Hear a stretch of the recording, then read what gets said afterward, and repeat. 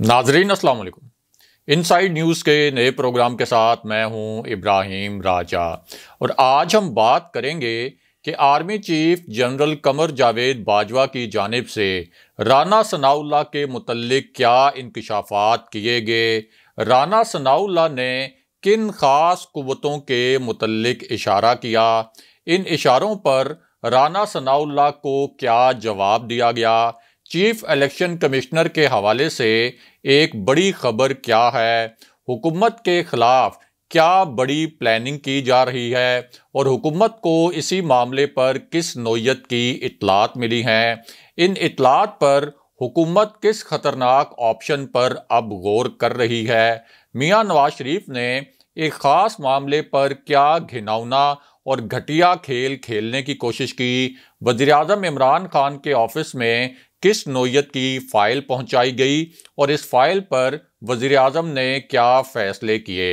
हमारे जिन दोस्तों ने अब तक हमारे चैनल को सब्सक्राइब नहीं किया उनसे हम कहेंगे कि हमारे चैनल को सब्सक्राइब कर लें ताकि उन्हें अहम मालूमात बर वक्त मिलती रहें। अब वापस आते हैं आज के मौजू पर, यानी army chief general Qamar Javed Bajwa की जानिब से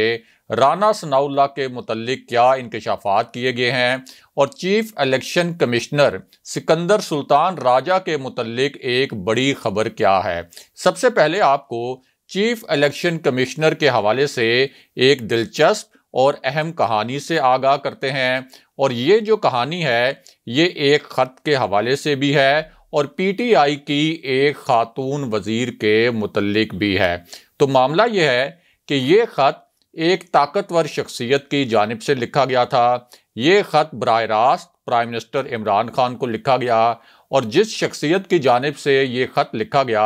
उस शख्सियत के मुतल्लिक एक आम तासुर है कि वो ताकतवर हलकों के बहुत करीब है, यानी पाकिस्तान के वो हलके जिनको फैसला साज हलके कहा जाता है, जिनको इस्टेब्लिशमेंट कहा जाता है, तो ये शख्सियत इस्टेब्लिशमेंट के बहुत करीब मानी जाती है और ये भी कहा जाता है कि इस शख्सियत का इस्टेब्लिशमेंट की पल्स पर हमेशा हाथ होता है और इसी शख्स को ये भी पता होता है कि इस्टेब्लिशमेंट इस वक्त मुल्की मामलात पर किस किस्म की सोच रखती है। इस शख्सियत को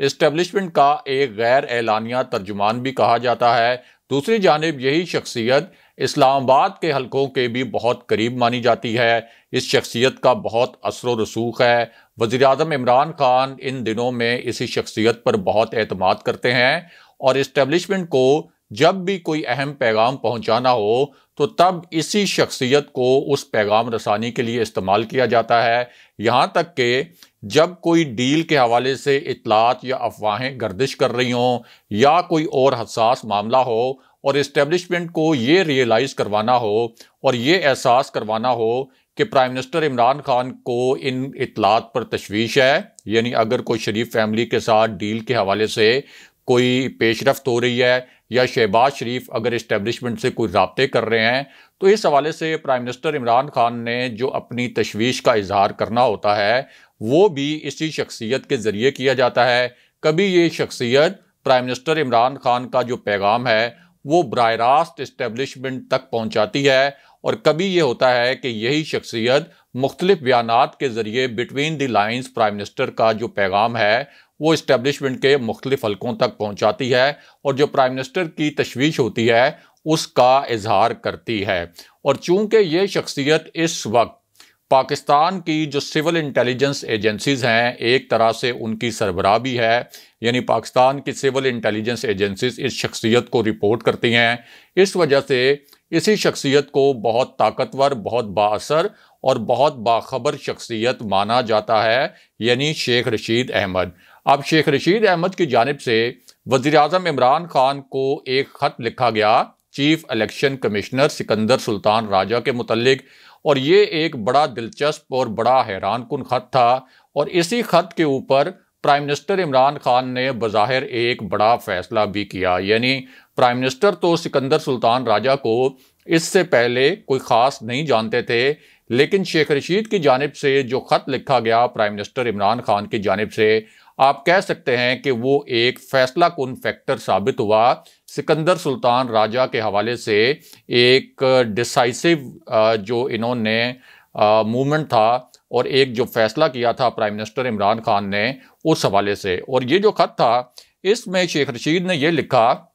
कि सिकंदर सुल्तान राजा ने मेरे साथ रेलवेज में काम किया, यानी जब शेख रशीद रेलवे मिनिस्टर थे तो उन्होंने कहा कि मेरे साथ रेलवेज में बतौर ऑफिसर उन्होंने काम किया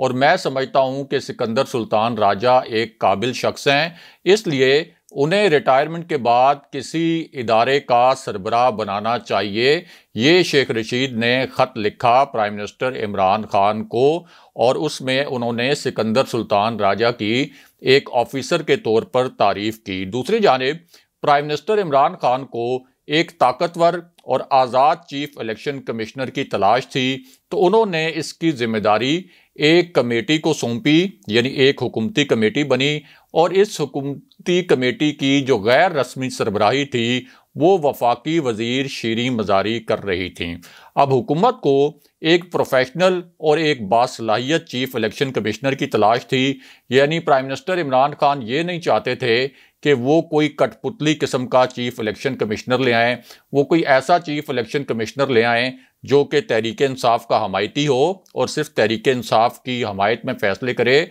बल्कि वो चाहते थे कि एक ताकतवर इलेक्शन कमीशन हो जो आज़ादाना तरीके से फ़ैसले करे, जो ना सिर्फ ये कि अपोजिशन के हक़ में या हुकूमत के हक़ में जो भी फ़ैसला हो उसका वो फ़ैसला मेरिट पर हो और किसी की वो बेजा हमायत भी ना करे। यानी जिस तरह से इससे पहले पीपल्स पार्टी और नून लीग एक घिनौना खेल खेलती रहीं चीफ इलेक्शन कमिश्नर्स की तैनाती के मामले पर भी और चेयरमैन नैब की तैनाती के मामले पर भी, तो प्राइम मिनिस्टर इमरान खान चूँकि इन दोनों पार्टीज़ के सरबराहान से मुख्तलिफ थे, इसलिए उन्होंने ये फ़ैसला किया कि हम एक आज़ाद और ताकतवर शख्सियत को चीफ इलेक्शन कमिश्नर लगाएं और इलेक्शन कमीशन के इदारे को मजबूत करें। क्योंकि इससे पहले जो जस्टिस जावेद इकबाल को चेयरमैन नैब तयन का तकर्रुर किया गया था,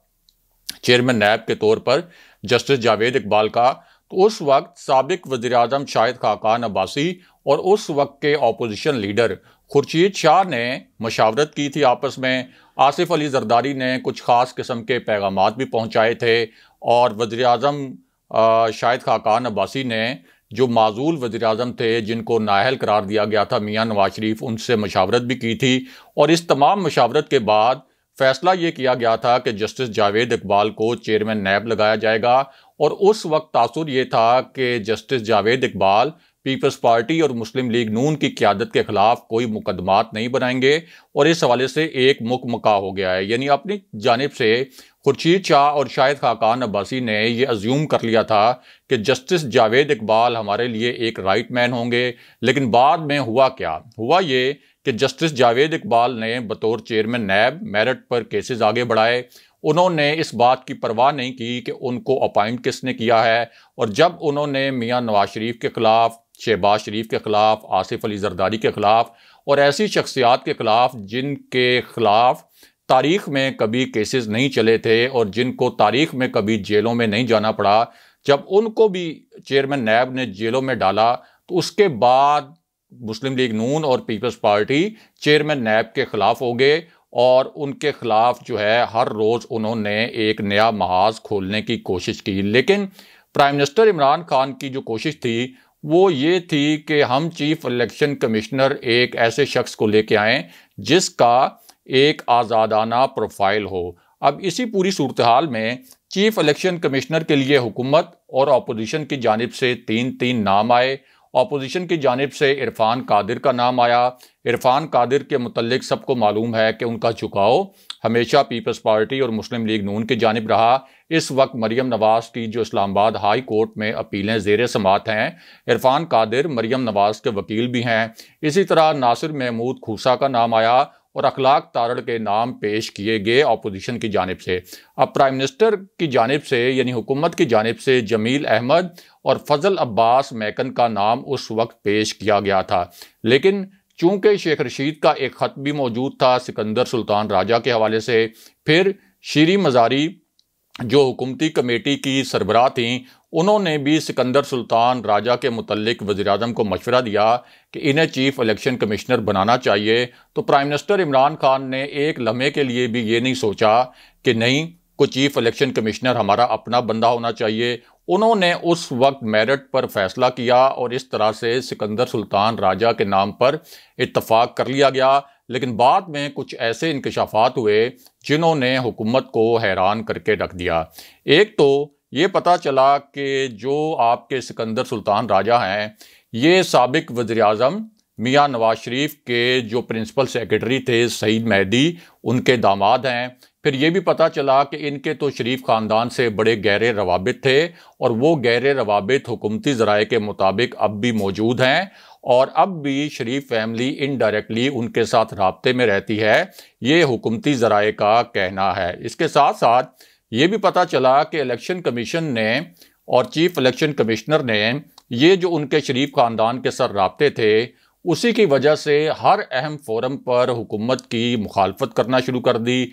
चाहे वो सेनेट में जो एक ओपन बैलेट के ज़रिए इंतखाबात करवाना चाहती थी हुकूमत, उस मामले पर भी मुखालफत कर दी। फिर जो एक इंतखाबी इस्लाहात के हवाले से हुकूमत एक इनिशिएटिव लेना चाहती थी उसके ऊपर भी इलेक्शन कमीशन अपोजिशन के साथ खड़ा हो गया। और इलेक्ट्रॉनिक वोटिंग मशीनों का जो अहम तरीन मामला था और ओवरसीज़ पाकिस्तानीज़ को वोट देने का मामला, उस पर भी इलेक्शन कमीशन ने एक ऐसी पोजीशन अख्तियार की जिससे साफ जाहिर हो गया कि अपोजिशन के साथ इस वक्त चीफ इलेक्शन कमिश्नर और इलेक्शन कमीशन खड़े हैं और इलेक्शन कमीशन का पूरा रवैया जो है वो बड़ा मुतसिब है। अब इसी पूरी सिचुएशन में जो पार्टी फंडिंग केस है जो कि इस वक्त एक फैसला कुन मरहले में दाखिल हो चुका है, इस हवाले से भी कुछ ख़तरनाक इतलात आ रही हैं। क्योंकि एक जानिब नून लीग और पीपल्स पार्टी की जो पार्टी फंडिंग थी उसमें बड़े पैमाने पर बेज़ाब्तियाँ सामने आईं, लेकिन इलेक्शन कमीशन ने उन बेज़ाब्तियों के ऊपर किसी तरीके से भी रिएक्ट नहीं किया, उन बेज़ाब्तियों के ऊपर किसी किस्म का एक्शन लेने का अंदिया नहीं दिया। लेकिन तहरीक-ए-इंसाफ की जो इंतहाई मामूली नोयत की बेज़ाब्तियाँ हैं उनके हवाले से अब ये इतलात आ रही हैं कि तहरीक-ए-इंसाफ को निशाना बनाया जा सकता है चीफ इलेक्शन कमिश्नर और इलेक्शन कमीशन की जानिब से। और जाहिर है कि हुकूमत के लिए ये सूरत हाल काफ़ी तशवीशनाक है। अब इसी पूरी सिचुएशन में हुकूमत भी एक बड़े ऑप्शन पर गौर कर रही है और वो ऑप्शन ये है कि जिस तरह से अब तक चीफ इलेक्शन कमिश्नर का रवैया यकतरफा रहा, इलेक्शन कमीशन का रवैया यकतरफा रहा, इस तरह लगा कि इलेक्शन कमीशन अपोजिशन की एक पार्टी बन गया है। तो अगर ये यकतरफा रवैया ना बदला और इसी तरह अगर पार्टी फंडिंग केस में भी पहले की तरह एक यकतरफा नोयत की पॉलिसी अपनाई गई, यानी जिस तरह से पहले अब तक तमाम अहम मामलात में, यानी आप कह सकते हैं कि कम से कम 5 जो सबसे कलीदी मामलात इलेक्शन कमीशन के हवाले से सामने आए, उन 5 मामलात में जिस तरह से चीफ इलेक्शन कमिश्नर ने अपोजिशन का साथ दिया, तो अगर पार्टी फंडिंग केस में भी एकतरफा पॉलिसी अपनाई गई तो फिर चीफ इलेक्शन कमिश्नर और इलेक्शन कमीशन के दीगर अरकान को हटाने के लिए सुप्रीम जुडिशल काउंसिल में एक रेफरेंस दायर करने पर गौर किया जा रहा है। और अब ये जो ऑप्शन है ये अंडर डिस्कशन है हुकूमती सफ़ों में, क्योंकि हुकूमत को जो इतलात मिल रही हैं इलेक्शन कमीशन के कंडक्ट के हवाले से, वो ऐसी इतलात हैं जिन पर हुकूमत जो है वो तशवीश का शिकार है। बहरहाल अब बात करते हैं कि army chief general Qamar Javed Bajwa और इस्टेब्लिशमेंट ने राना सनाउल्लाह के मुतल्लिक क्या इंकशाफात किए हैं। इनमें एक इंकशाफ तो ऐसा है जो army chief general Qamar Javed Bajwa ने बराह रास्त किया, और एक इंकशाफ ऐसा है जो इस्टेब्लिशमेंट के जो बावसूख ज़राए हैं उनकी जानिब से किया गया। तो मामला ये है कि एक आला सतह का इजलास था, एक बहुत हाई प्रोफाइल ब्रीफिंग थी। इस ब्रीफिंग में अस्करी हुकाम भी मौजूद थे। Army chief general Qamar Javed Bajwa इस ब्रीफिंग की सरबराही कर रहे थे। इसी ब्रीफिंग में जो पाकिस्तान के मुख्तलिफ तबकात हैं उनकी नुमाइंदगी करने वाली शख्सियात मौजूद थीं और कुछ सहाफ़ी भी मौजूद थे। अब ये ब्रीफिंग जो थी इसके 2 हिस्से थे। एक हिस्सा इसका सिक्योरिटी से रिलेटेड था, अफ़गानिस्तान की सूरत हाल के मुतल्लिक था, और अफ़गानिस्तान की सूरत हाल के हवाले से पाकिस्तान को क्या चैलेंजेस दरपेश हैं और अफ़गानिस्तान के हवाले से पाकिस्तान की क्या पॉलिसी होगी, और तहरीक तालिबान पाकिस्तान का जो एक चैलेंज पाकिस्तान को दरपेश है तो पाकिस्तान उससे कैसे निपटेगा। अब इस पर भी एक सवाल जवाब का सेशन हुआ, लेकिन साथ ही दूसरा जो सेशन था, चूँकि सहाफ़ियों ने वहाँ पर कुछ सियासी नोयत के सवालात भी किए, तो दूसरा सेशन ऐसा था जिसमें राना सनाउल्लाह के मुतल्लिक भी एक सवाल हो गया। यानी जहाँ इस्टेब्लिशमेंट और सियासी जमातों के राब्तों के हवाले से सवालात हुए, इस्टेब्लिशमेंट और हुकूमत के ताल्लुकात के हवाले से सवालात हुए, मियाँ नवाज शरीफ शहबाज शरीफ की पॉलिसी के मुतल्लिक सवालात हुए, वहीं राना सनाउल्लाह के मुतल्लिक भी एक सवाल हो गया। और वो सवाल ये था कि 2019 में 2017 में जो एक धरना दिया था तहरीक लब्बैक पाकिस्तान ने मुस्लिम लीग नून की हुकूमत के ख़िलाफ़ फैज़ाबाद में, तो क्या ये धरना इस्टेब्लिशमेंट ने करवाया था? क्योंकि नून लीग ने ये तासुर बनाया था कि ये जो धरना है ये ISI ने करवाया था और इसका मकसद ये था कि नून लीग की हुकूमत को कमज़ोर किया जाए और इसके साथ साथ नून लीग का जो वोट बैंक है उसको तकसीम किया जाए। और ISI ने इस धरने की फंडिंग की थी और उसके बाद जब ऑपरेशन किया गया फैज़ाबाद धरने में, जब एहसन इकबाल वज़ीर दाखिला थे, तो वो ऑपरेशन भी इसी वजह से नाकाम हो गया कि ISI इस धरने के शुरुका को सपोर्ट कर रही थी। अब जब ये सवाल किया गया तो इस पर अस्करी हुकाम ने ये जवाब दिया कि असल में वो धरना हमने नहीं कराया था। Army chief general Qamar Javed Bajwa ने भी ये जवाब दिया कि इसका जवाब आप राना सनाउल्लाह से हासिल कर लें कि ये जो धरना था ये असल में राना सनाउल्लाह के कहने पर फैज़ाबाद आया था। राना सनाउल्लाह नहीं चाहते थे कि ये धरना पंजाब में हो, क्योंकि राना सनाउल्लाह उस वक्त सूबाई वज़ीर थे, पंजाब के वज़ीर थे। उन्होंने अपनी जान छुड़ाने के लिए ये धरना फैज़ाबाद की जानिब धकेला और बाद में जब फैज़ाबाद में सिचुएशन ख़राब हुई तो उसकी ज़िम्मेदारी भी मुस्लिम लीग नून के अपने रहनुमाओं पर थी। अब इस हवाले से जब राना सनाउल्लाह से बाद में सहाफ़ियों ने कांटेक्ट किया, उनसे रब्ता किया और उनसे पूछा कि आपके मुतल्लिक तो ये बताया गया है कि ये धरना तहरीक लब्बैक पाकिस्तान का आपके कहने पर फैज़ाबाद आया था, तो इसमें कितनी सदाकत है? तो राना सनाउल्लाह ने ये एतराफ़ जुर्म कर लिया कैमरों के सामने और कहा कि हाँ, ये धरना मेरे कहने पर फैज़ाबाद आया था, क्योंकि हम नहीं चाहते थे कि पंजाब में कोई बदअमनी की सूरत हाल पैदा हो। हमारा ख्याल था कि हम फैज़ाबाद में इस धरने को कंट्रोल कर लेंगे, लेकिन हमारी पार्टी के अपने रहनुमाओं, जिनमें राजा ज़फ़रुल हक भी शामिल हैं, उनकी वजह से ये पूरी सिचुएशन जो है वो ख़राब हुई। लेकिन अब राना सनाउल्लाह के मुतल्लिक एक ताज़ा तरीन इंकशाफ भी किया गया है और ये इंकशाफ एक ऐसे वक्त में किया गया जब मियाँ नवाज शरीफ की वापसी के हवाले से एक डील की इतलात फैलाई जा रही थी, जब ये अफवाहें भी फैलाई जा रही थीं कि शहबाज शरीफ के जो इस्टेब्लिशमेंट से राब्ते थे, उन राब्तों के बाद शहबाज शरीफ को कोई ग्रीन सिग्नल मिल गया है और मुस्लिम लीग नून के रहनुमाओं की भी इस्टेब्लिशमेंट के साथ यानी जनरल बाजवा या दीगर अस्करी हुकाम के साथ कुछ मुलाकातें हो रही हैं। 2 मुलाकातों का ख़ास तौर पर हवाला दिया गया, यानी एक मुलाकात जो चकलाला एयरबेस पर हुई मुबैना तौर पर, और एक मुलाकात कहा गया कि लाहौर में हुई शहबाज शरीफ की और अस्करी हुकाम की मियाँ नवाज शरीफ के साथ डील के हवाले से ये दावे किए गए, अगरचे बाद में DG ISPR ने इन तमाम दावों को और डील के मुतल्लिक जो इतलात थीं उनको मुस्तरद कर दिया। अब इसी पूरी सिचुएशन में राना सनाउल्लाह ने एक ताज़ा तरीन बयान दिया और उन्होंने कहा कि अगर हुकूमत की इस्टेब्लिशमेंट से मुलाकातें हो रही हैं तो हमारी भी कुछ ख़ास कुव्वतों से मुलाकातें हो रही हैं, हमारे भी मुज़ाकरात हो रहे हैं, हमारे भी मामलात चल रहे हैं। यानी उनका इशारा ये था कि इस्टेब्लिशमेंट से, या आप आसान अल्फाज में यह कहें कि अस्करी हुकाम से हमारी भी मुलाकातें हो रही हैं और हमारे भी राब्ते हो रहे हैं और हम भी इस वक्त कोई ना कोई मामलात जो हैं वो तय करने की कोशिश कर रहे हैं इस्टेब्लिशमेंट से। अब इस हवाले से हमने जो अपने ज़राए से बात की, अहम हलकों के, फैसला साज हलकों के, ताकतवर हलकों के और इस्टेब्लिशमेंट के ज़राए से, तो उनका कहना है कि सवाल ही नहीं पैदा होता कि राना सनाउल्लाह के साथ या मुस्लिम लीग नून के साथ या किसी भी लेवल पर किसी और अपोजिशन की पार्टी के साथ इस हवाले से, यानी जो राना सनाउल्लाह ने तासुर दिया कि किसी डील के हवाले से या किसी सियासी पहलू के हवाले से कोई राब्ते किए गए हों, सवाल ही नहीं पैदा होता कि राना सनाउल्लाह को कोई पैगाम पहुंचाया गया हो या राना सनाउल्लाह की जानिब से कोई पैगाम रिसीव किया गया हो। हत्ता कि राना सनाउल्लाह तो एक तरफ जो इनकी मरकज़ी क़यादत है शहबाज शरीफ और मियाँ नवाज शरीफ, उनके साथ भी इस्टेब्लिशमेंट किसी भी सूरत राब्ते में नहीं है और ना ही शहबाज शरीफ के किसी राब्ते का कोई ऐसा जवाब दिया गया है कि जिसके नतीजे में ये कहा जाए कि कोई डील हो रही है या इस्टेब्लिशमेंट जो है इस वक्त किसी सियासी मामले में इन्वॉल्व है। तो ज़राए का कहना है कि ये डील के हवाले से और राना सनाउल्लाह के ये जो बयानात हैं, इस हवाले से जो तासुर दिया जा रहा है, ये मुकम्मल तौर पर बेबुनियाद और गुमराह कुन है। अगले प्रोग्राम तक के लिए खुदा हाफिज़।